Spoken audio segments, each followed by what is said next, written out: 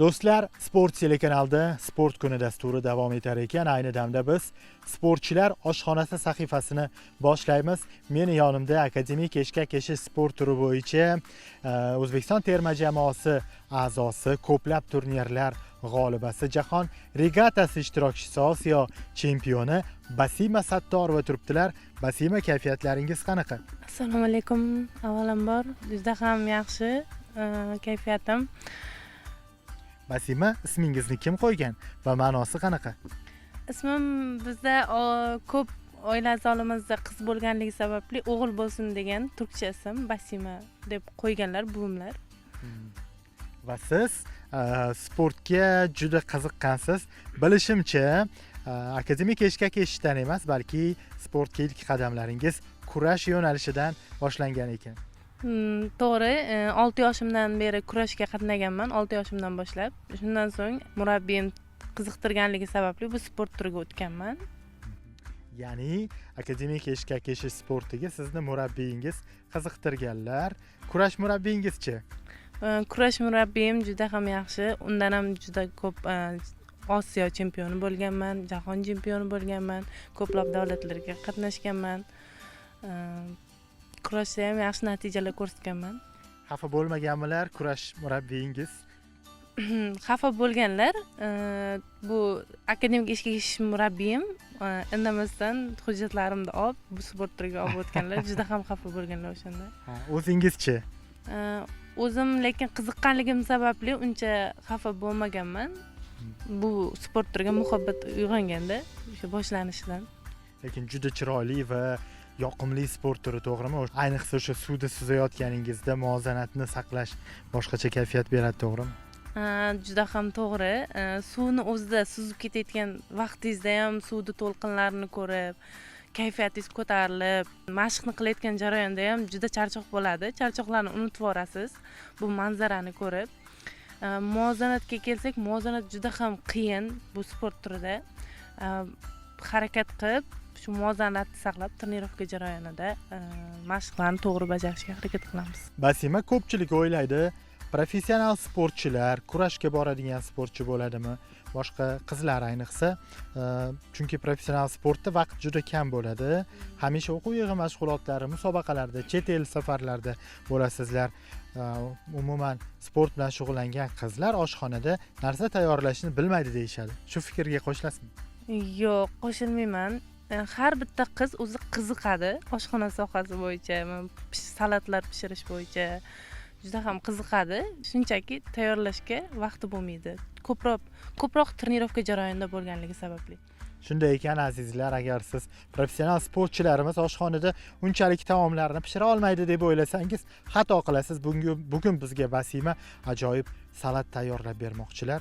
Salat oddiy pomidor, bodringdan, shunchaki shakarop emas, balki mevalardan foydali, juda ham foydali bo'lgan salat tayyorlab bermoqchiman. Mevalar esa bizda olma, mandarin, apelsin, kivi, nok va bananni ko'rib turibmiz.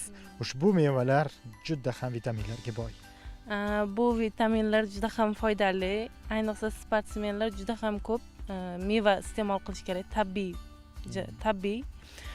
Chunki bananni olsak, bunda B6 vitaminlari juda ko'p. Keyin energiyaga boy. Sportchilar ko'proq iste'mol qilish kerak. Olmamiz bor. Olmalarimiz yurak qon tomirlarini yaxshi ishlashda juda foydali. Olma ham, noklar ham shunday. C vitamini, D vitamini ko'proq ularda. Shu hozir sizlarga tayyorlab beraman shulardan. Albatta, shuncha vitaminlar uyg'unligini hozir birlashtiramiz. Tayyor bo'lsangiz, Basima, ishni boshladik. Qani birinchi bo'lib ishni Basima banandan boshladilar. Bananni ikkiga ajratib turib, hozir po'stlog'ini artadilar. Basima, jarayonlarni aytib o'tsangiz ham bo'ladi tomoshabinlarimizga. Hozir bananni to'g'rab olamiz kubik shaklida. Men asosan bu salatni mashg'ulot tugagandan keyin tanovul qilaman. Juda ham foydali bu. Organizmni tiklashda juda ham yordam beradi. Trenirovka jarayoniga tayyor qilib beradi tanani. Juda ham foydali salat. Buni oddiy sportchi bo'lmagan insonlarga ham tavsiya qilaman. Juda ham foydali. Yog'siz, semirtirmaydi. Bitta banan yetadimi yo ikkinchisini ham artamiz? Yetadi bittasi. Bittasi yetadi. Va endi qaysi mevani olib bering? Men ham qo'lim tegsin. Olma, mana qizil olmami yoki yashil bo'ladi? Olma. Olma ham juda ham foydali. Diyeta qiladiganlarga foydali. Juda ham vaznni ushlab turadi. Hazm qilishni yaxshilaydi oshqozonda. Juda ham foydali. Ayniqsa kechqurun nimadir iste'mol qilgingiz kelib qolsa, muzlatgichni ochib ovqatni emas, balki olmani olib istagancha iste'mol qilishingiz mumkin. Olma mutlaqo semirtirmaydi. To'g'ri, semirtirmaydi. Ko'proq yashil olmani iste'mol qilishni tavsiya qilaman. Chunki ularda glyukoza kam bo'lganligi sababli. Shira moddasi kam bo'ladi. Yashil olmada. Qizil olma ham bo'ladi. Endi yashil olmani foydasi ko'proq.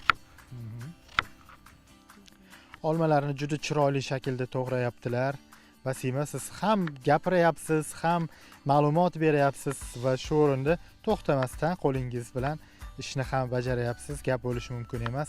Bu esa sport bilan shug'ullanganliklari uchun deb o'ylayman. Chunki ba'zi qizlar gapirayotganda ish qila olmaydi, ish qilayotganda gapira olmaydi. Unda o'zim qiziqaman salatlar tayyorlashga juda ham. Bo'sh vaqtim bo'lsa, sportchilar mashg'ulotdan keyin tana charchaydi, psixologik charchaydi. O'shanda o'zimni qiziqqan shu salat tayyorlashga yoki nima desam, o'zim qiziqqan narsalarimga vaqt ajrataman. Endi qanaqa? Nok solamiz? Nok solamiz. Nok solamiz. Yana qanday salatdan boshqa yana nimalarni tayyorlashni bilasiz? Ovqatlarni bilaman. O'zim sportchi bo'lsam ham hamma ovqatni qilishni bilaman. Kim o'rgatgan? O'zimni ikkita opcham bor. Ikkalasi ham shu oshpaz. Yaxshi salatlar tayyorlaydi. O'shalardan kichkinaligimdan o'rganib, o'zimda ham qiziqishim bor. Siz eng kichkina farzandmisiz? Yo'q, o'rtacha farzandman. 3-farzandman oilada. Singillarim bor, ukam bor. Oilada nechta farzand? Oilada 7 ta farzand. Katta oila ekansiz sizlarda. Ha, shunaqa. 6 ta qiz, bitta o'g'il. 6 ta qizning ichida bitta o'g'il farzand bor ekan, gap bo'lishi mumkin emas. Menimcha juda erkatoy bo'lsa kerak ukangiz. Yo'q, u darajada emas. Ukam Prezident maktabida o'qiydi. Gap bo'lishi mumkin emas. Erkatoy emas. Opachalari tarbiya qilganda? Ha, shunday. Dadam juda qattiq qo'l, o'zini shu erka bo'lmasin deb, hayot yo'lini topsin deb erkalatmagan. O'qishga yaxshi qilgan. E'tibor qaratganlar ukamda. Oilada bitta men sportsmenman. Qolganlar esa ilm bilan, bilim bilan shug'ullanadi. Bilim bilan ketgan qolganlar. Dadam o'zi trener, kurashchi trener. Dadangiz kurashda murabbiymilar? Ha, shunaqa. Kurashchi trener bo'lganlar, hozir ishlamaydilar, lekin o'z faoliyatini menga o'rgatib, shunaqa meni chempion bo'lishimni xohlaydi juda ham. Otasini qizi ekansizda. Shunaqa. Kevin artamiz. Dadam juda ham ko'p bu sport turiga o'zimni olimpiadaga kiritilgan, olimpiyskiy vid sport turi. Dadam juda ham olimpiyada chempioni bo'lishimni xohlaydi. Meni qo'llab-quvvatlaydi doimo. Dadamning roli juda katta bu sportga kelganimda. Ismlari nima? Abdurahim ismlari. Abdurahim akaga erta tongdan salomlar yo'llab qolamiz. Abdurahim aka 6 ta qizni va bitta o'g'il farzandni ajoyib tarbiya qilayotganingiz uchun sizga tasanno. Shunaqa ba'zi bir ota-onalar aytadi, qiz bola sportga bermaymiz, unaqa deydi-yu. Lekin meni dadam unaqa emas. Sportga qizim ishla, chempion bo'l, vatan bayrog'ini ko'tar, vatanga hissa qo'shgich inson bo'l deb tarbiyalaydi har doim. Aynan mana shu akademik eshkak eshish sporti qizlar uchun ham juda mos ekan. Qad-qomatni salomatlikka foydasi juda katta. Bu sport turi insonni juda ham tanasini chiroyli qiladi, chiniqtiradi, bo'yni o'stiradi. Juda ham foydali sport bu. Tavsiya qila olamanda hamma insonlarga tavsiya qilaman. Juda ham foydali sport turi. Fikringizga qo'shilaman. Ayniqsa o'sha bu yerda shug'ullanayotgan bolalarni ko'rsak, 12-11 yoshdan bo'ylari o'sib yetilib nima qilishyapti, rivojlanishyapti. Ko'rib insonni havasi keladi albatta. Farzandlarini albatta bu sport turiga berish kerak, jalb qilish kerak. Qolaversa, bu sportda jarohatlar qay darajada? Jarohatlar juda kam. Bu sport turi kelishdan oldin suzishni o'rgatsa, jarohatlar mutlaqo umuman bo'lmaydi insonlarda. Jarohat kam bo'ladi. Shunday ekan, akademik eshkak eshish, baydarka, kanoe sport turlariga beringlar. Baquvvat bo'lib yetiladi farzandlaringiz. Qizlar ham, o'g'il bolalar ham. Qizlar ham juda ortiqcha vazndan xalos bo'lish mavzusini umuman unutishadi, to'g'rimi? Shunday. Juda ham yaxshi sport turi. Basima, endi esa mandarinmi, apelsinmi, qaysi birini artamiz? Keling, ikkita kichkina mandarinchalarni solamiz, ha? Mandarinlarni tozalashga yordam beray. Hali salatni iste'mol qilish payti kelganda qo'lim tekkan deb bemalol iste'mol qilaman-da. Shunday.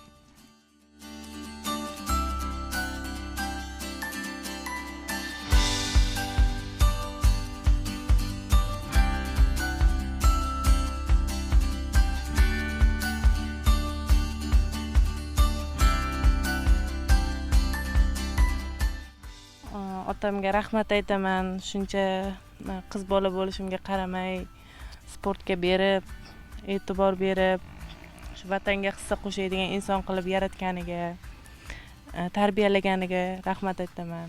Sharoitlar yaratib berganiga. To'g'ri qilganlarda, chunki qizlar ham albatta sport bilan shug'ullansa sog'lom bo'ladi-da. Shunday. Endi Basima, nima ish qoldi bizda? Buni aralashtiramiz hozir. Qaymoq qo'shamizmi, qo'shmaymizmi? Yo'q, buni xohlovchilar qo'shib ustiga aralashtirib yesa bo'ladi. Endi bir xillar xohlaydi, yoqtiradi, bir xillar yoqtirmaydi. To'g'ri. Biz qaymoq qo'shilmaganini iste'mol qilamiz. Agarda siz xohlasangiz, qaymoq, smetana qo'shib birgalikda iste'mol qilishingiz mumkin. Men bu salatga yozda muzqaymoq qo'shib yesangiz juda ham ajoyib bo'ladi ta'mi. Juda ham yaxshi ko'raman o'zim. Hozir biz smetana qo'shamiz. Mana mevali salat ham tayyor bo'ldi. Endi uni likopchalarga Basima joylamoqdalar. Basima, qiynalmadingizmi? Yo'q, juda ham oson bu. Juda ko'p tayyorlab o'zim iste'mol qilaman. Tabiiy va foydali bo'lganligi uchun. Demak, ko'rib turibsiz, sportchi qizlarimiz juda ham epchil, chaqqon, hash-bash deguncha mevali salatni tayyor qilib qo'ydilar. Qani aziz do'stlar, endi salatni iste'mol qilish payti keldi. Marhamat Basima, oling siz ham.